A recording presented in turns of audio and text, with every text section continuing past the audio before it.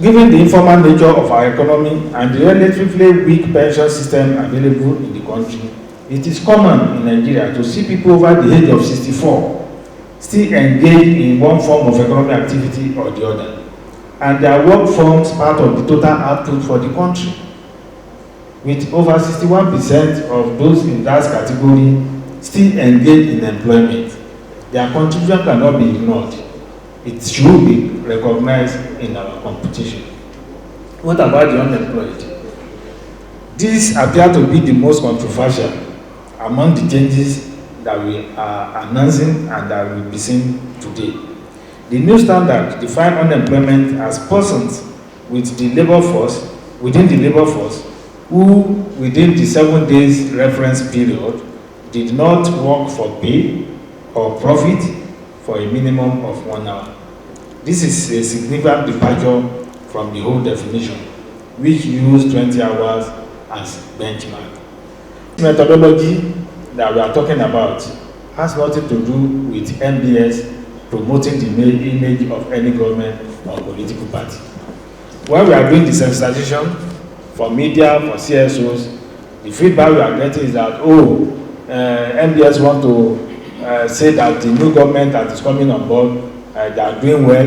That is why they want to change the methodology of computing the labor force survey. They want the result to favor the incoming government.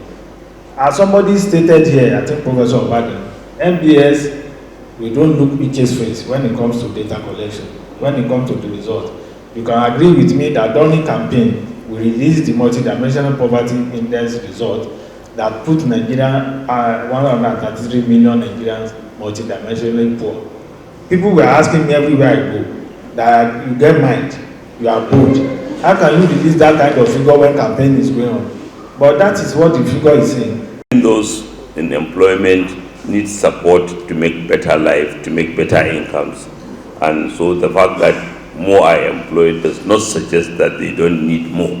And we are very, very cognizant with that. But this is a very positive story that we have been measuring on employment different from others. So maybe the competitiveness or the comparative indices that we have been relying upon are not on the same platform, and this can help bring us on the same footing with other countries. Available statistics show that wage employment, which is usually more desirable by graduates, still represent only less than 12%. And with graduate unemployment higher than average unemployment, it is imperative that a lot needs to be done to address the higher rate of youth employment in the country.